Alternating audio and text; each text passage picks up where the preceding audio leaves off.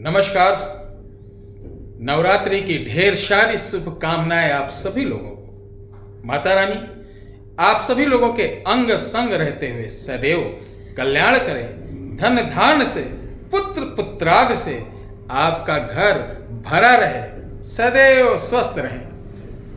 प्यारे दर्शकों, आज हम एक ऐसी कथा के बारे में आपसे चर्चा करेंगे, आपको बताएंगे जिस कथा को वैसे तो नवरात्रि में आप किसी दिन, लेकिन विशेष अष्टमी की रात जो व्यक्ति इस कथा को सुन लेता है या पढ़ लेता है, उसके समस्त प्रकार के शत्रु तंत्र यानी कोई बाधा, वो किसी प्रकार की है, अगर मैं इसमें गिनाऊंगा वीडियो लंबी हो जाएगी, किसी प्रकार की बाधा उसको आ रही या कोई परेशान कर रहा, व्यक्ति विशेष द्वारा, ग्रहों द्वारा, तंत्र द्वारा, भूमि द्वारा, मकान द्वारा, स्वास्थ्य द्वारा, किसी भी प्रकार की कोई समस्या है, उस समस्या का चिंतन करके आप इस कथा को सुनेंगे या पढ़ेंगे तो यकीन मानिए आपकी वो समस्या 1-2 घंटे नहीं बल्कि 24 घंटे के अंदर उस समस्या का निवारण होते हुए दिखेगा। ये 100% सत्य है। प्यारे दर्शकों, आज इसका प्रचलन अलग रूप में हो गया। जैसा कि देख रहे हैं, व्रत त्योहार भी मॉडर्नाइज तरीके के हो गए, सिर्फ एक फैशन बन गया है, कोई नियम से नहीं करता है। उपवास और व्रत में क्या अंतर है? क्योंकि यही हमारे धर्म में यह कि मैं कुछ बोलूंगा तो बहुत सारे ब्राह्मण, बहुत सारे यूट्यूबर भाई वो तर्क वितर्क करना। उपवास और व्रत, उपवास का अलग अलग विद्वानों ने अपने अपने तरीके से व्याख्या की है, लेकिन मुझे जितना थोड़ा बहुत, मैं ज्ञानी नहीं हूं, आप लोगों का सेवक हूं, दास हूं, आप लोगों से जो सीखने को मिलता है वही आपको मैं और भी लोगों को मैं सिखा रहा हूं। ठीक है, देखिए, प्रधानमंत्री होता है ना, मुख्यमंत्री होता है, उप मुख्यमंत्री होता है, अध्यक्ष, उपाध्यक्ष, उपाध्यक्ष यानी अध्यक्ष से जो छोटा, मंत्री, उपमंत्री,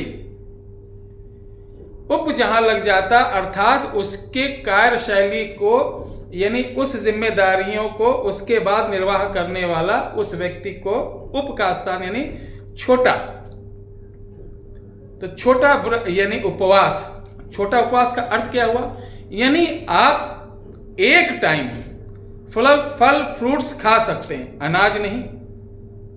और आजकल तो व्रत कौन रह रहा? नवरात्रि का व्रत होता। नवरात्रि में व्रत का जो एक विशेष ये है कि आप 24 घंटे में एक बार पूजा पाठ करने के बाद माता को जो भोग लगाया जाता है, फल का, पंचमेवे का, या एक एक लौंग खा के पानी पीकर उसी को लिया जाता है, बाकी व्रत रहा जाता है। व्रत मतलब पूरा व्रत। जो लोग 9 दिन का कर रहे हैं उनका प्रातः काल आरती, सायंकाल आरती के बाद जो माता को जितना भोग लगे उसी भोग का प्रसाद उसको ग्रहण करना होता। अन्य चूल्हे पर से या अन्य दोपहर शाम या किसी टाइम सेब खाए, केला खाए, फरारी बना लिए, ये खा लिए। आजकल तो ये फैशन हो गया, कौन व्रत रहता है? नाना प्रकार के व्यंजन आ गए हैं, व्रत वाला व्यंजन, खाते रहो, घूम के चाय पीते रहो, ये करते रहो, वो करते रहो। तो ये व्रत नहीं है। व्रत का रूप, आकार, प्रकार बदल गया मेरे भाइयों। लेकिन जो मैं कथा बताने जा रहा हूं, इसकी एक किताब आती है, पूजा की दुकान से ले लेना, या इसका PDF गूगल पर है। करना कैसे है आपको? अष्टमी की तिथि को आप अगर व्रत नहीं रहते हैं कोई बात नहीं, अष्टमी की तिथि को आप एक दिन व्रत रहिए, अपने घर में अच्छे से माता का दरबार सजाइए। पुरुष है तो अपने मित्र मंडली को बुलाइए, स्त्री है तो अपने मित्र मंडली को बुलाइए। बढ़िया चना और हलवे का प्रसाद बनाइए। अष्टमी को हवन हो जाती है, उसके बाद व्रत खुल जाता है, आप इसको ग्रहण कर सकते हैं। बहुत लोग 9वीं तक रखते हैं, इस और भी जो तंत्रोक्त वाले 10वीं तक रखते हैं। चने और उबले चने, उबाले चने और हलवे का प्रसाद रखता है। रात को 10 बजे के बाद आप अपने घर में माता जी का पूजन, कलश, ज्योति स्थापना किसी पंडित जी को बुला के या स्वयं अखंड ज्योति का जो 10 बजे जल जाएगी और सुबह तक ये जलती रहेगी। ध्यान से सुनना, बहुत बड़े अगर आप पैसे वाले नहीं तो आप अपना ही ज्योति जला लीजिए और सारी रात जगना है। ध्यान रखो, सारी रात जगना है, माता जी के दरबार पे बैठना है। आप भजन गाइए, माता जी का नाम गाइए, कोई भी भजन गाते रहिए, यानी सारी रात आपको जागरण, उसे बोलते हैं जो जग के ईश्वर का नाम लिया जाता है, माता का नाम लिया जाता है, भजन गाया जाता है, कीर्तन गाया जाता है, ढोल मंजीरे बजाए जाते हैं, नाचा जाता, मग्न हुआ जाता है, उसे जागरण कहते हैं। ध्यान से सुनिएगा, सारी रात जागना है। इस पूजन को करने से पहले जब कलश आप ज्योति जलाएंगे तो हाथ में फूल अक्षत लेके संकल्प लेना कि हमारे घर में, हमारे परिवार में, हमारे बच्चों पर, हमारे भाइयों में ये संकट है, उन तमाम संकटों से मुक्ति के लिए आज मैं जगराता कर रहा हूं, आपका भजन कर रहा हूं और हमारे इन कष्टों से मुक्ति दें। उसके बाद वो चावल माता जी के जो तस्वीर है, फोटो है, प्रतिमा है, विग्रह है, उस पर डाल दीजिए। अब सारी रात ढोल मंजीरा बजाते रहिए, बीच बीच में आप लोगों को कुछ खाना पीना खाते रहिए, ताली बजाते रहिए, अपना एंजॉय करते रहिए, बढ़िया भक्तिमय होके करते रहिए। बहुत सारी हमारी बहनें करती भी हैं। काम की बात सुनिएगा, नहीं तो भटकते रहो, ये दरबार वो दरबार, ये बाबा वो बाबा, सिर्फ लुटोगे, बर्बाद होगे, कहीं कुछ नहीं। आपके पास बहुत कुछ है, आप करना ही नहीं चाहते हैं। प्रॉब्लम ये है, रात भर जगने के बाद अब समय आएगा अमृत बेला, 3:20 यानी 3:20 पर आपको तारा रानी की कथा जो कहेगा वो नहा फिर जाके स्नान करेगा, स्नान करके आएगा, बैठेगा, और जितने भी लोग अगर वो सब भी स्नान करके आ जाए अति उत्तम है। इधर जागरण चलते रहने देना, उधर आप लोग 2-2 4-4 करके स्नान करके आइए, एक साथ बैठिए, हाथ में चावल फूल लेके। सभी लोग आपके साथ, जो आपके दोस्त आए हैं, आपकी सहेली आई हैं, उनसे भी बोले कि आपकी जो मनोकामना उसको संकल्प लेके बैठिए। एक व्यक्ति माता तारा की कहानी, उसका पाठ, जैसे हम अपने बच्चों को सुनाते नहीं, एक राजा था, पुराने समय में वो शिकार करते करते दूर जंगल में निकल गया, इसी प्रकार से आपको उच्च स्वर में सबको सुनाना है और बीच में जय जयकार लगाना है।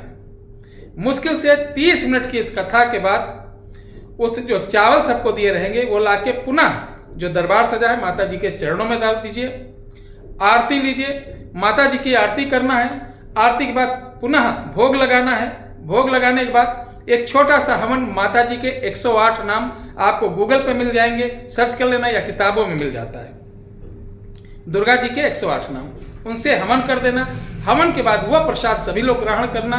यकीन मानिए ये छोटा सा आपको जरूर लग रहा होगा, लेकिन इतना आनंद आएगा आपके घर में, जिसके घर में नकारात्मक ऊर्जा रहती है, जिसके घर में लड़ाई झगड़ा रहता है, जिसके घर में रोग रहता है, जिसके घर में शादी ब्याह नहीं होता, जिसके घर में बालक नहीं हो रहा, जिसके घर में बिजनेस नहीं चल रहा, जिसके घर में तमाम प्रकार की कष्ट है, वो इस उपाय को करे। मैं आपसे वादा करता हूं कि आपको कभी ये कहने का अवसर नहीं दूंगा कि गुरुजी ये काम नहीं हुआ। बाकी जो निशाचर प्राणी है वो तो चाहते हैं कि हम घर पे बैठे बैठे माता जी हमारे पास आए, सारा काम कर दें, तो ये बिल्कुल बकवास है। ठीक है, कभी किसी हमारे पंजाबी भाई हैं, उनके बहनों के ऊपर, भाइयों पर देखा, वाहे गुरु जी यानी गुरु गोविंद सिंह साहब आए, गुरु गोविंद सिंह जी आए, नहीं आए। किसी यहूदी के ऊपर देखे, उनके गुरु आए, नहीं आए। किसी मुस्लिम के ऊपर देखा, उनके ऊपर मोहम्मद साहब सर पे आते हैं, कहीं नहीं आते। ये नौटंकी सिर्फ हमारे धर्म में है। और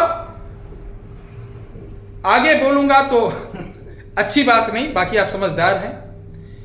करोड़ों सूर्य समान जिसके अंदर तेज है, वो देवी के अंदर वो देवता की छवि को हम और आप औकात नहीं है कि एक अंश उनका अपने शरीर पे ले लें। मॉडल पहन के, ड्राई बाल करके, एब्रो बनवा के, जीभ निकाल के आ रही, और मूर्ख है वो भारत की जनता जो ऐसे लोगों को बढ़ावा दे रही है। उनका कभी कल्याण नहीं होगा। जो देवताओं के नाम लेके पाखंड करते हैं, जो देवताओं के नाम पर नाना प्रकार का स्वांग रचते हैं, ऐसे स्वांग में सम्मिलित होने वाले लोग वो महापाप के भागीदार होते हैं। उनका सदैव अनहित होता है।